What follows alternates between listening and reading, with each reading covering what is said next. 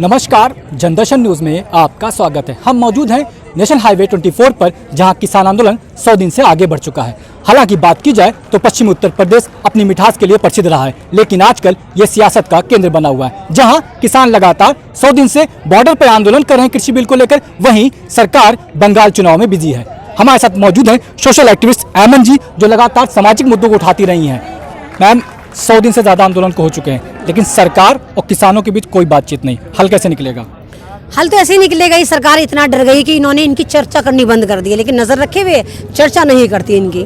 तो ये सरकार डरी हुई, इसको पता है ना कि हर तरफ बैठे हुए हैं। अब ये सारा अपना जल्दी जल्दी इन्होंने इलेक्शन डिक्लेयर कर दिए हैं, पहले वक्त से पहले कर दिए, क्योंकि इनको पता है कि इनके पास एक एंटीबायोटिक कोरोना वायरस है, उसको फिर ये लेकर आएंगे और ये सोच रहे हैं कि हम कोरोना वायरस लाके तमाम ये किसानों को हटा देंगे, भगा देंगे। तो लेकिन ये कामयाब नहीं होंगे। जिस तरह की ड्रामेबाजी चल रही है, किसान भी समझ चुका है, पूरा भारत समझ चुका है।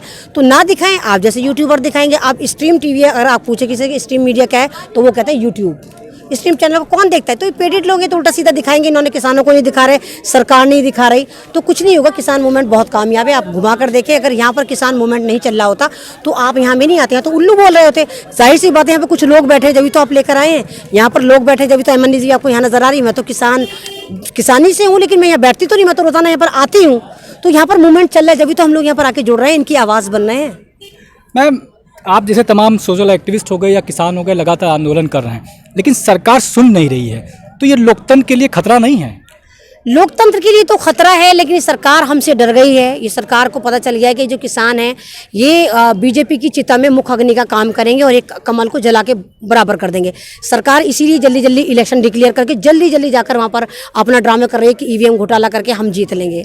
जैसे भी आप बंगाल में देखें कि मिथुन चक्रवर्ती को शामिल करा है। बीजेपी का एक इतिहास रहा है कि सारे नाचने वाले, तांडव करने वाले, टिकटॉकर वाले सारे इनको लेती, किसी सभ्य नागरिक को नहीं लेती।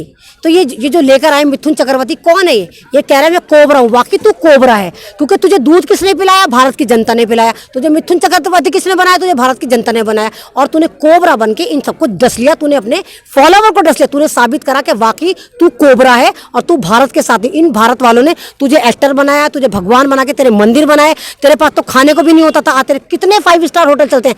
मोदी ने थोड़ी बनवाए थे, बीजेपी ने थोड़ी बनवाए थे, हम भारतवासियों ने बनाए थे। हम तेरे मुजरे देखने जाते थे, तेरे टिकट लेके जाते थे। और आज तू इन लोगों को कह रहा है कि तू कोबरा सांप है, तू उनको डस लेगा। बिल्कुल सही कहा, तू वाकई कोबरा है और तुझे भारत की पब्लिक ने समझने में देर कर दी। मैम, क्या लगता है बंगाल चुनाव आने वाले दिनों में किसान आंदोलन की दिशा और दशा तय करेगी? दिशा और दशा क्या तय करेगी? पहले तो ये बताइए कि बंगाल में क्या इनकी सरकार है? वहां तो ममता की सरकार है। वहां ये उल्टी सी तो खुराफात भकार कर है। नितिन गडकरी क्या क्या कर रहे हैं कि जी ऐसा बटन दबाना के ममता बनर्जी 2 फुट ऊपर चली जाए।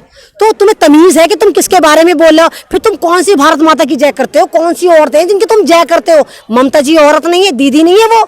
तुम वहां की चीफ मिनिस्टर के बारे में इतना गलत बयान दे रहे हो। तो वहां पे तो इनकी सरकार है ही नहीं, लेकिन ये हथकंडा अपनाना चाह रहे हैं कि किसी भी तरह ले लें। ये तो रेपिस्ट सरकार है। अभी आप देखो ना, कर्नाटक भवन में इनका जो मंत्री कैसा पकड़ा गया है, कैसा सेक्स सीडी वायरल हुई है और कैसे गालियां दे रहा है। इनके अपने आप को ही दे रहा है, कर्नाटक के सीएम को गाली दे रहा है कि यूं है, मुंह है, फू है। तो ये तो सारे अय्याश लोग हैं। बस इनके साथ ये पता नहीं कौन सा डिटर्जेंट पाउडर यूज करता है बीजेपी वाले कि जो इनकी पार्टी में आता है वो बलात्कारी बन जाता है, देशद्रोही बन जाता है, आतंकवादी बन जाता है, कोबरा भी बन जाता है, जैसे मिथुन कोबरा बन गया। नितिन गडकरी ने कल ये कहा कि कृषि बिल में अगर कोई कमी होगी तो हम वापस ले लेंगे। तो हल कैसे, क्यों नहीं निकल रहा है? तो कमी होगी तो तुम जो ट्विटर पे बकवासें कर रहे हो, अगर हम कमी है तो तुम किसानों के पास आओ ना, तुम किसानों से बात करो। तुमने तो आखिरी मीटिंग 22 जनवरी में करने के बाद ख़त्म कर दी। तो जो चीज़ हमारी है, अगर आप कोई काम कर रहे हो, आप मीडिया कर्मी हो, मैं आपको कहूँ कि वीडियो ऐसे एडिट करो, मुझे तो ABCD नहीं पता है ना, मैं मशवरा दूं तो आप कैसे मान लोगे मेरे? तो किसान जो है वो किसान को तो पता है क्या ज़मीन है, क्या कॉन्ट्रैक्ट फार्मिंग है, क्या MSP है। तो नितिन गडकरी को क्या पता? नितिन गडकरी ने कभी गमले में धनिया भी उगाया? तो बकवास कर रहा है वो। मैम, ये बिल जो है ये सरकार के मैनिफेस्टो में था, तो क्या विपक्ष की नाकामी नहीं है कि इसको किसान को समझा नहीं पाई पहले? भाई, विपक्ष की नाकामी है क्योंकि कांग्रेस ने 70 साल में सिर्फ हुकूमत करना सीखी थी, विपक्ष में बैठना सीखा ही नहीं था। पहली बार वो विपक्ष में बैठी तो उसको यही नहीं पता कि विपक्ष में कैसे बैठा जाता है। और जिस मुल्क का अपोजिशन कमजोर हो जाता है उस मुल्क की सरकारें ऐसे ही डिक्टेटर हो जाती हैं, ऐसे ही हिटलर हो जाती हैं। क्योंकि हमारी अपोजिशन कमजोर हो गई, वो सरकार के गिरेबान में हाथ नहीं डालती, वो पूछती नहीं है। वो जब जहाँ पे बैठे हैं कोई भी मूवमेंट चलता है उसको सपोर्ट नहीं करती, उनके लिए आगे नहीं आती। वो लोग खुद ये सोचते हैं कि चलो देखेंगे कैसा होगा। अगर आप देखें बीजेपी और कांग्रेस दो महलों का नाम है ना। बीजेपी में लड़ाई होती है तो कांग्रेस में चले जाते हैं, कांग्रेस में लड़ाई हो जाती है तो बीजेपी में चले जाते हैं। अब तीसरा महला एक और आगे जिसका नाम है आप पार्टी। अब इन तीनों महलों में लोग नाचे फिरते हैं, कभी इस वाली पार्टी में कभी इस वाली पार्टी में। तो ये हमारी कमजोरी कि कांग्रेस कमजोर पड़ गई, यही वजह है कि ये हमें डिक्टेटर की शक्ल में बीजेपी हमारे ऊपर मुसल्लत है। मैम अगर सभी पार्टियां खराब है तो विकल्प क्या है इसका फिर? विकल्प ये फिर किसान अपनी पार्टी बनाए भाई। किसान सबसे रॉयल लोग हैं, अन्नदाता हैं, भारत के भगवान हैं, तो क्या साहब कोई पार्टी डाल देना चाहिए है। एक पार्टी डाल दे 90 करोड़ लोग वैसे ही जुड़ जाएंगे। और हमारे प्रधानमंत्री ऐसे ही होने चाहिए। आप ये कितना मुनज़्ज़म चल रहा है यहाँ पर तरीका, पानी मिल रहा है, खाना मिल रहा है, फ्री में मिल रहा है, सरकार से चवन्नी नहीं ले रहे। तो जो तुम्हें फ्री में 101 दिन तक खिला रहे हैं, अगर ये सत्ता में आ गए तो पूरे भारत को खिला सकते हैं और पूरे भारत को खिलाते हैं। तो ये ऐमन रिजवी हैं जो लगातार किसानों की मुद्दों को बात की जाए, सोशल एक्टिविस्ट हैं, लगातार सामाजिक मुद्दों को उठाती रही हैं, चाहे देश में जो भी मुद्दे रहे हों समाज के लिए, महिलाओं के लिए, शिक्षा के लिए उठाती रही हैं और उनका लगातार किसान आंदोलन में समर्थन रहा। वो यहाँ पर आकर किसानों को समर्थन कर रही हैं। देखना ये है कि सरकार और किसानों के बीच कब बातचीत होती है और कब आपसी समन्वय स्थापित होता है और ये मसले का अंत होता है, क्योंकि आंदोलन 100 दिन से आगे बढ़ चुका है और किसान सर्दियों में खुले आसमान के नीचे संघर्ष कर रहा था और गर्मियां बढ़ गई हैं, सूरज की तपिश लगातार नीचे बढ़ती जा रही है। अब देखना यह कि आंदोलन ये कब तक चलता है। मैं अशरफ सैयद, जनदर्शन न्यूज, नई दिल्ली से। जिंदाबाद।